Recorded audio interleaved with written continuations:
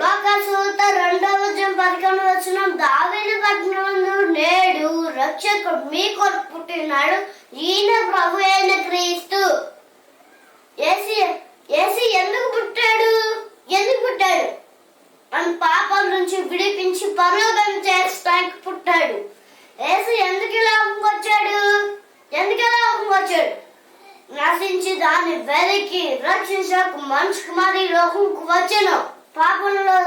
పాపంలో నశించిపోతున్న మనల్ని రక్షించి పరలోకం చేర్చడానికి వచ్చాడు. క్రిస్మస్ అంటే క్రిస్ట్ అంటే క్రీస్తు, మాస్ అంటే ఆరాధన, క్రీస్తు ఆరాధన. క్రిస్మస్ అంటే కొత్త బట్టలు, పిండి వంటలు మాత్రమే కాదు.